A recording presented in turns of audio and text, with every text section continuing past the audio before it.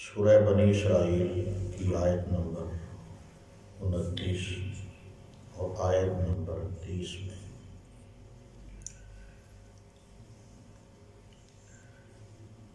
اللہ تبارک و تعالی نے ایک مسلمان کو، ایک ایماندار بندے کو مال کے خرچ کرنے میں معتدل رہنے کا حکم دیا، اور اسلام انسان کو تقریباً ہر معاملے میں معتدل، متوسط اور میانہ روی اختیار کرنے کا پابند بھی کرتا ہے۔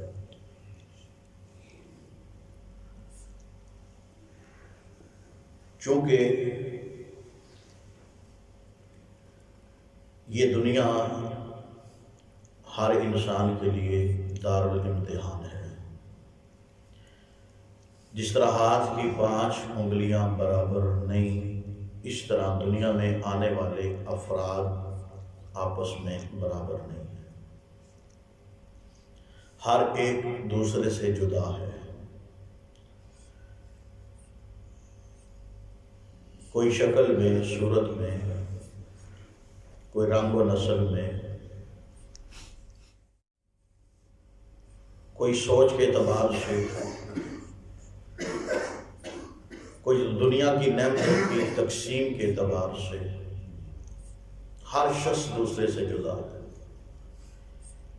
لیکن دنیا میں امتحان سے کوئی انسان مبرہ نہیں، کسی کو چھوٹ نہیں ہے، ہر ایک امتحان کے اندر مبتلا کیا جائے گا۔ اور اس کے بارے قرآن مجید میں اللہ تبارک و تعالی نے سورہ بقرہ میں واضح طور پہ یہ دلیل بیان فرمائی ہے۔ فرمایا وَلَنَبْلُوَنَّكُمْ بِشَيْءٍ مِّنَ الْخَوْفِ وَالْجُوعِ وَنَقْصٍ مِّنَ الْأَمْوَالِ وَالْأَنفُسِ وَالثَّمَرَاتِ۔ اللہ تبارک و تعالیٰ فرماتے ہیں وَلَنَبْلُوَنَّكُمْ بِشَيْءٍ، میں مختلف چیزوں سے تمہیں آزماؤں، من الخوف والجوع، کبھی ڈر میں مبتلا کر کے آزماؤں گا، کبھی بھوکا رکھ کے آزماؤں گا، ونقص من الاموال، کبھی مالوں کے اندر کمی پیدا کر کے آزماؤں گا، ونقص من الاموال والانفس والثمرات، کبھی نفسوں کے اندر کمی کر کے، یعنی تمہارے اپنے ہی تم سے جدا کر کے آزماؤں گا، اور کبھی مالوں کے اندر کمی، کبھی رزق کے اندر کمی۔ یہ ساری آزمائش اللہ کی طرف سے ہے، لیکن بات کا خلاصہ یہی ہے کہ اللہ نے ہر انسان کو مختلف طریقوں سے آزمانا ہے۔ غریب ہے تو غربت میں آزمایا جائے گا، امیر ہے تو امارت میں آزمایا جائے گا، لیکن آزمائش لازمی ہے۔ فرمایا وبشر الصابرین، جو اللہ کے قوانین کے مطابق صبر کرے گا۔ اللہ کے ہاں جو صابر ہے، اللہ تبارک و تعالیٰ اس کے لیے خوشخبری سنا رہے ہیں کہ صبر کرنے والوں کے لیے اے محمد صلی اللہ علیہ وسلم آپ خوشخبری سنا دیجئے۔ یعنی یوں سمجھے، اللہ پاک نے فرمایا کہ آپ صبر کرنے والوں کو جنت کی بشارت اور خوشخبری سنا دیجیے۔ اللہ تبارک و تعالیٰ نے جو آزمائش کا سلسلہ رکھا ہے، اس کے پس پردہ اللہ پاک نے ہمیں بہت ساری ہدایات فرمائی ہیں، اور یہ دین اسلام واقعی اللہ پاک کی طرف سے وہ نازل شدہ دین ہے کہ جو ہر لحاظ سے انسانوں کے درمیان جو تفریق والا معاملہ ہوتا ہے، فرق کرنے والا، چاہے اس کا تعلق رنگ و نسل سے ہو، قوم برادری سے ہو، یا پھر کسی بھی معاملے سے ہو، اسلام نے اس چیز کو آ کر کے ختم کیا، اور خود امام کائنات جناب محمد رسول اللہ صلی اللہ علیہ وسلم نے اپنی آخری تعلیمات میں سے آپ کی یہ تعلیم تھی۔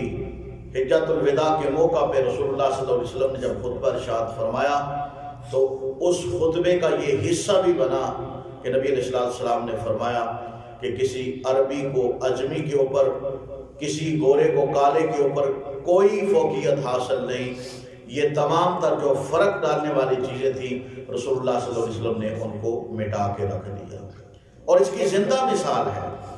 آپ دیکھیں نبی علیہ السلام جب مکہ چھوڑ کے مدینہ میں آئے، دیگر صحابہ کرام چونکہ مدینہ کی آب و ہوا سازگار تھی، وہاں جو مسلمان صحابہ کرام تھے انہوں نے بڑی قربانیاں دی. ویسے نہیں ان کو انصار کہا جاتا. انصار مدد کرنے والے، اس کا معنی ہی مدد کرنے والے ہیں. اب انصار نے جو قربانیاں دی شاید ہی ہم میں سے کوئی ایک ان سے ناواقف ہو. ہر بندہ یہ واقف ہے کہ اس سے بڑی قربانی کیا ہو سکتی ہے کہ ایک صحابی کھڑے ہوئے، اللہ کے نبی میرے پاس 2 بیویاں ہیں، میں ایک کو طلاق دیتا ہوں، جس کے ساتھ آپ نے میری مواخات یعنی میرا بھائی چارہ قائم کیا، ایک ایمان کے رشتے کے اندر جسے میرا آپ نے بھائی بنایا ہے، میں ایک کو طلاق دیتا ہوں، آپ اس کو حکم کی کر دیجئے کہ وہ اس کے ساتھ اپنا نکاح کر دے. اس سے بڑی دلیل شاید ہی تاریخ کے اندر کوئی ہو. ہم اپنی آنکھیں بند کریں، مقبوضہ کشمیر کے حالات آپ کے سامنے ہیں. کیا اگر وہ سب کو چھوڑ چھڑا کے ہمارے پاس آتے ہیں، ہم میں سے کوئی ایسا ہے کہ جو کہے یار میرے پاس 2 مکان ہیں، ایک تم لے لو؟ بیوی تو دور کی بات ہے نا. میرے پاس یار اتنا مال ہے، آدھا آدھا کر کے آدھا تم لے لو، آدھا میں لے لیتا ہوں. میرے پاس 2 دکانیں، ایک دکان تم رکھ لو، ایک میں رکھ لیتا ہوں. کوئی قربانی دینے کے لیے تیار نہیں ہے. ہمارے تو پڑوسی بھوک سے بل بلا کے مر جاتے ہیں. ہم نے کورونا کے دوران کیا کچھ نہیں کیا. غریب کی عزت کا وہ مذاق اڑایا. شاید ہی اللہ معاف کرنا چاہے سو کر دے، وگرنہ ظاہری طور پہ حالات ایسے ہیں کہ تاریخ کا حصہ، کئی واقعات تاریخ کا حصہ بن چکے ہیں. ایک ننھی سی بچی جسے بھی اپنی عزت کا اتنا پاس ہے، وہ ایک دروازے کے اوپر کھڑے ہو کے ایک امیر زادے کا انتظار کر رہی ہے. جب وہ امیر زادہ گھر سے باہر نکلتا ہے تو اس کی آنکھ میں موٹے موٹے آنسو، روتے ہوئے کہنے لگی انکل جی ہمارا گھر آپ کے گھر کے سامنے ہے، آپ کے دفتر کے سامنے ہے. آپ جب ہمارے گھر آئے تھے غلہ راشن لے کے، اناج لے کے آپ ہمارے گھر آئے تھے، ہماری حالت یہ تھی کہ میرا باپ جو ہے، میرا ابو وہ فوت ہو چکا ہے، میں یتیم ہوں. تو ہم کئی بہن بھائی ہیں، غربت کی زندگی تھی. تو میری ماں پورا دن لوگوں کے گھروں میں برتن مانج کے، دھو کے، جھاڑو دے کے، محنت مزدوری کر کے ہماری روزی کا انتظام کرتی تھی. لیکن ہمیں کسی نے برا نہیں کہا، کسی نے ہماری عزت کے اوپر انگلی نہیں اٹھائی. لیکن انکل جی جب سے آپ آئے ہیں محلے کے اندر ہمارا جینا مشکل ہو چکا ہے. ہم آنکھیں اٹھا کے جینے کے قابل نہیں ہیں. میری اپنی سہیلیاں مجھے اتنے تانے دیتی ہیں کہ میں گھر سے باہر نکلنا میرے لیے مشکل ہے. ہوا کیا ہے؟ کہا جب آپ آئے تھے، آپ نے آ کے جب راشن دیا، میری ماں کے ساتھ آپ نے جب راشن تقسیم کرتے ہوئے میری ماں کو راشن پکڑا، ساتھ آپ نے تصویر جو لی تھی، اس تصویر نے ہماری عزت کی دجیاں بکھیر کے رکھ دی. میں جب باہر نکلتی ہوں میری اپنی سہیلیاں مجھے تانے دیتی ہیں. جب تک ماں تھی، ماں کی محنت تھی، باپ کا سایہ اگرچہ سر سے اٹھ چکا تھا لیکن ہماری عزت محفوظ تھی. لیکن جب آپ ہمارے ساتھ ٹچ ہوئے، آپ نے ہمارے ساتھ تعاون کیا، ہماری تو عزت بھی چلی گئی. باپ گیا، غربت آئی، لیکن ہم نے برداشت کیا. لیکن اب عزت چلی گئی ہے، اس لیے ہمیں آپ کا مال نہیں چاہیے، آپ کے اناج نہیں چاہیے، آپ کا تعاون نہیں چاہیے. ہمیں ہماری کھوئی ہوئی عزت آپ ہمیں واپس کر دیں. یہ ہماری حالت ہے کہ اس طرح کے واقعات ایک نہیں، 20 سینکڑوں واقعات ہیں. یار اسلام تو قربانی دینے کا مذہب ہے. زکوٰۃ کس لیے فرض ہوئی؟ کبھی ہم نے سوچا ہے؟ شروع کے اندر دین اسلام کو ماننے والے شاہ روم کے دربار میں جب ابو سفیان رضی اللہ تعالیٰ عنہ اس وقت مسلمان نہیں ہوئے تھے، غیر مسلم تھے اور اسلام کے دشمن تھے. جب آپ سے پوچھا گیا، شاہ روم نے پوچھا کہ میرے پاس جو لیٹر الخط آ رہا ہے دعوت اسلام کا، جس نبی نے نبوت کا اعلان کیا ہے، اس نبی کو ماننے والے امیر لوگ ہیں کہ غریب لوگ ہیں؟ تو جناب ابو سفیان نے جواب دیا، آپ ظاہر بات ہے وہ جھوٹ تو بول نہیں سکتے تھے، ہے بھی عالم کفر میں مسلمان بھی نہیں ہوئے تھے، تو جواب دیا کہ آپ کا کلمہ پڑھنے والے غریب لوگ ہیں، نادر قسم کے، مفلس کنگال قسم کے، جن کی کوئی ویلیو نہیں ہے، کوئی اوقات اہمیت نہیں ہے۔ اچھا یہ بتاؤ کہ جب ان کے اوپر کوئی سختی کوئی مصیبت آتی ہے، مشکل وقت میں اپنے نبی کا ساتھ تو نہیں چھوڑ دیتے؟ ابو سفیان کہنے لگے جس نے کلمہ پڑھ لیا چاہے جتنا مرضی غریب ہو، کٹ تو سکتا ہے، مشکلوں کا سامنا تو کر سکتا ہے، لیکن وہ اللہ کے نبی یعنی محمد رسول اللہ صلی اللہ علیہ وسلم کا ساتھ نہیں چھوڑتا۔ اب یہ قربانیاں، ایثار اور قربانی کا یہ جذبہ اللہ کے نبی نے اپنی زندگی کے اندر مسلمانوں کے اندر پرو دیا تھا۔ تو رسول اللہ صلی اللہ علیہ وسلم نے جو زکوٰۃ کی فرضیت کا اللہ کی طرف سے جو پیغام سنایا وہ کس لیے تھا؟ تاکہ امیر غریب کے ساتھ تعامل کر سکے اور ہاتھ پھیلانے کی نوبت نہ آئے۔ آج تو ماشاءاللہ اچھے خاصے ہاتھ پھیلانے کے عادی ہو چکے ہیں نا، اللہ ماشاءاللہ، اللہ ہر ایک کی سفید پوشی کو محفوظ رکھے، اللہ ہر ایک کو باعزت زندگی گزارنے۔ یار غریب کی بھی کوئی عزت ہوتی ہے، غریب ہے تو کیا اس کی عزت نہیں ہے؟ وہ عزت کے ساتھ جینے کے قابل نہیں ہے یا وہ جینا نہیں چاہتا؟ غریب کی بھی عزت ہے، امیر کی بھی عزت ہے۔ امیر اس کے اوپر اللہ کی اور قسم کی آزمائش ہے، غریب کے اوپر اللہ کی اور قسم کی آزمائش ہے۔ تو رسول اللہ صلی اللہ علیہ وسلم نے جو فرضیت کا، زکوٰۃ کی فرضیت کا حکم دیا ہے، اب اس کے اندر جو انسان ڈنڈی مارتا ہے یعنی فرض زکوٰۃ بھی ادا نہیں کرتا، تو رسول اللہ صلی اللہ علیہ وسلم نے فرمایا، صحیح حدیث ہے، قیامت کا دن ہوگا، لمبی حدیث لیکن آخری حصہ اس کا آپ کے سامنے بیان کرتا ہوں۔ اللہ کے نبی نے فرمایا کہ قیامت کا دن ہوگا، ایک انسان کے سامنے ایک گنجا، ایک بڑی شکل والا، بڑے منہ والا ایک سانپ انسان کے سامنے آ کے کھڑا ہو جائے گا۔ انسان اسے دیکھے گا، مارے ڈر کے پسینے پہلے چھوٹے ہوں گے، حالات ہی اس طرح کے ہوں گے، مارے ڈر کے، مارے خوف کے اس سے بھاگنے کی کوشش کرے گا۔ یہ بھاگے گا، ساتھ پوچھے گا کہ تو کون ہے؟ یہ سانپ آواز مار کے کہے گا، انا کنزو کا، انا مالو کا، میں تیرا خزانہ ہوں، میں ہی تیرا مال ہوں۔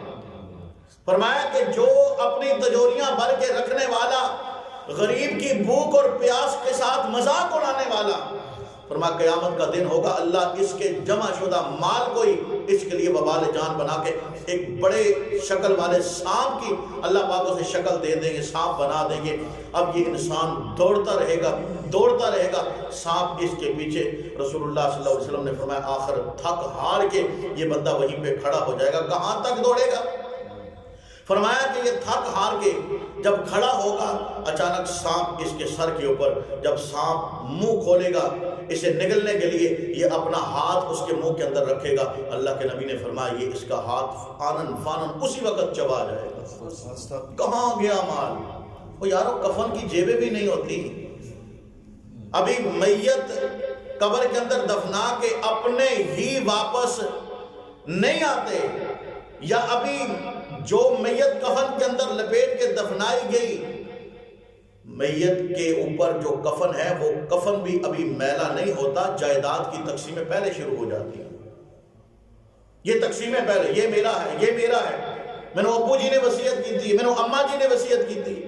او بھائی یہ سب کا سارے کا سارا معاملہ یہیں پہ رہ جائے گا۔ اس لیے رسول اللہ صلی اللہ علیہ وسلم نے ہمیں جو تعلیم دی ہے، فرمایا جب بھی دیکھیں ایک فرضی زکوٰۃ ہے، ایک نفلی صدقہ ہے، نفلی صدقے کا بھی اللہ کے نبی نے اتنا اجر بیان کیا ہے۔ رسول اللہ صلی اللہ علیہ وسلم نے فرمایا کہ جو اللہ کی رضا کے لیے اللہ کے راستے میں خرچ کرتا ہے، فرمایا کہ فَأَخْفَاهَا حَتَّى لَا تَعْلَمَ شِمَالُ مَا تُنْفِقُ يَمِينُهُ، مخفی انداز سے چھپ لک کے کسی اپنے بیگانے کو پتہ بھی نہیں چلتا۔ ہم 10 روپیے خرچ کرتے ہیں، 10 بندوں کو سناتے ہیں کہ جناب میں تو 10 روپیے دیتے ہیں، میں تو 100 روپیہ دیتا ہے، میں انہوں 1000 روپیہ دیتا ہے، میں 10,000۔ او بھائی جس کے لیے دے رہے ہو وہ اللہ تو دیکھ رہا ہے، زمانے کو دکھانے کی سنانے کی کیا ضرورت ہے؟ قرآن کہتا ہے لا تبطلوا صدقاتکم بالمن والاذی، اپنے صدقات کی تشہیر کر کے، احسان جتا کے، لوگوں کو تکلیف میں مبتلا کر کے، لوگوں کی عزتوں کے سودے کر کے تم اپنی نیکیاں کیوں ضائع کرتے ہو؟ نبی علیہ السلام نے فرمایا، صحیح البخاری کی حدیث ہے، اللہ کے نبی نے فرمایا کہ جو اللہ کے راستے میں اس انداز سے خرچ کرتا ہے، کہ کسی دوسرے تیسرے پانچویں ساتویں کو پتہ بھی نہیں چلتا، مخفی انداز میں، پتہ ہی نہیں، رات کا سناٹا ہے، دروازے پہ دستک ہوئی، ابھی یہ دستک دے کے بندہ دائیں بائیں ہو گیا، اندر کا بندہ باہر، گھر کا مالک باہر آتا ہے، دیکھتا ہے جناب میرے دروازے کے سامنے راشن کا بورا بھرا ہوا ہے، راشن ہی، آٹا بھی ہے، دال بھی ہے، چینی بھی ہے، گھی بھی ہے، میری ضروریات کا سارا سامان۔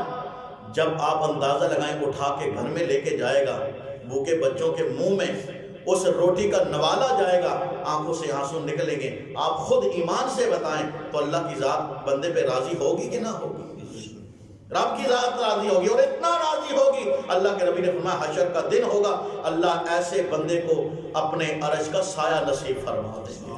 اس لیے اللہ کے نبی نے فرمایا ید العلیٰ خیر من ید سفلیٰ، یہ اوپر والا ہاتھ یہ نیچے والے ہاتھ سے بہتر ہے۔ نیچے والا ہاتھ مانگنے والا، اوپر والا ہاتھ دینے والا۔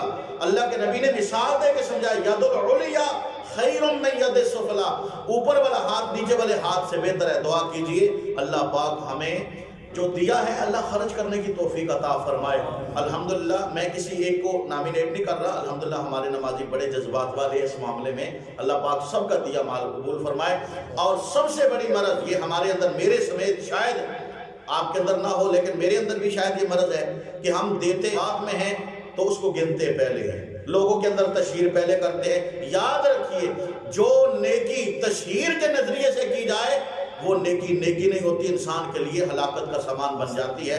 اس لیے اللہ تبارک و تعالیٰ نے فرمایا، سورہ بنی اسرائیل کی آیت نمبر 29 اور آیت نمبر 30 ہے، اللہ پاک فرماتے ہیں وَلَا تَجْعَلْ يَدَكَ مَغْلُولَةً إِلَىٰ عُنُقِكَ، اللہ فرماتے ہیں کہ اپنے بازو کو اپنی ہی گردن میں باندھ کے مت رکھو۔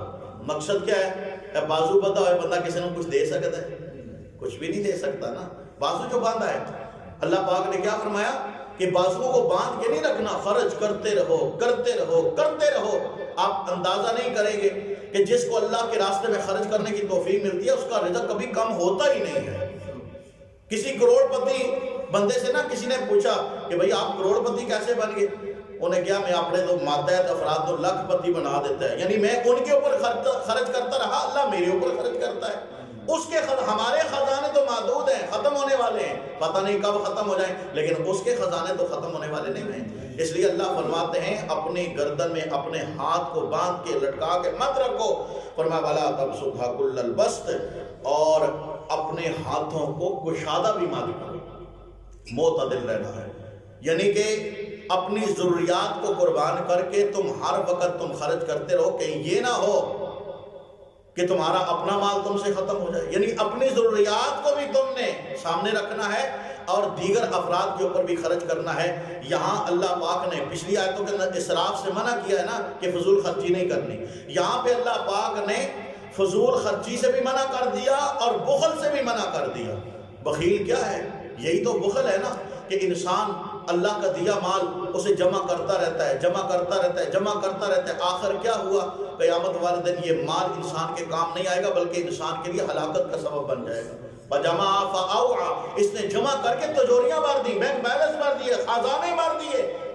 اللہ فرماتے ہیں یہ اس کے لیے ہلاکت ہے۔ اس لیے بخیل انسان بھی، کنجوس انسان بھی کہیں کا نہیں رہتا۔ لوگ باتیں کرتے ہیں آپ کے معاشرے میں، ظاہر بات ہے کئی مثالیں مشہور ہیں، اگر کوئی بندہ کنجوس ہے تو لوگ اسے چینے دیتے ہیں، طرح طرح کے تانے دیتے ہیں، طرح طرح کے طنز کرتے ہیں، پاویں منہ تے نام ہی کرو، لیکن جب بندہ کولوں لنگ جاتا ہے نا تو بندہ دوجے نے اشارہ ساڈے محلے دا پکا کنجوس آدمی ہے، اللہ نے بڑا کچھ دیتا لیکن خرچ۔ اور ایک حدیث یاد آ گئی رسول اللہ صلی اللہ علیہ وسلم، بلکہ شام کو بھی میں نے حدیث بیان کی تھی، نبی علیہ السلام نے فرمایا کہ سب سے بدترین انسانوں میں سے وہ بھی انسان ہے جو اللہ سے خود مانگتا ہے لیکن اللہ کے نام پہ دیتا نہیں ہے، یعنی اللہ نے دے دیا لیکن جب اللہ کے نام پہ مانگا جاتا ہے، اس سے سوال کیا جاتا ہے لیکن وہ نہیں دیتا۔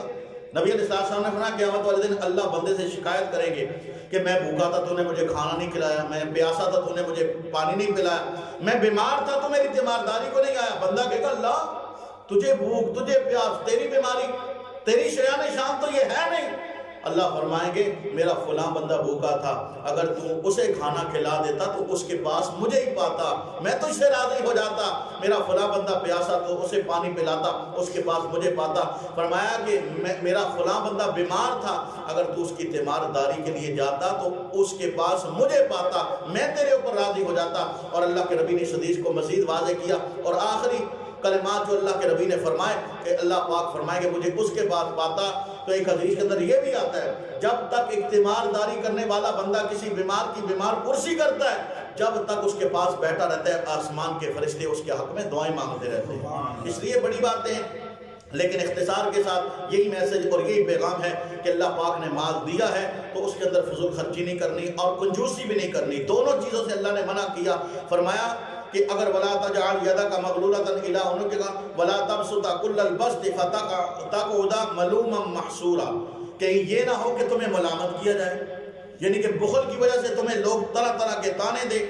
اور فرمایا کہ جب تم اللہ کے راستے میں خرچ کر دو گے، سارے کا سارا ہی دے دو گے، سارے کا سارا ہی، تو اس وقت تم خود تھکے ہارے بیٹھ جاؤ، کنگال ہو کے بیٹھ جاؤ، تمہاری اپنی ایک آزمائش شروع ہو جائے۔ یہ دونوں چیزوں سے اللہ پاک نے منع کیا۔ فرمایا رازق کون ہے؟ اللہ کی ذات ہے۔ ان ربک یبسط الرزق لمن یشاء ویقدر، یہ اللہ نے رزق کی تقسیم اپنے قبضہ قدرت میں رکھی ہے، جس کے لیے چاہتا ہے وسیع رزق دیتا ہے اور جس کے لیے چاہتا ہے تھوڑا رزق دیتا ہے، لیکن رازق اللہ کی ذات ہے۔ فرمایا انہ کان بعبادہ خبیرا بصیرا، اللہ اپنے بندوں کے ہر عمل کو دیکھ بھی رہا ہے اور ہر عمل سے باخبر بھی ہے۔ اللہ سے دعا ہے اللہ ہمیں قرآن سمجھ کے اپنی اصلاح کی توفیق نصیب فرمائے۔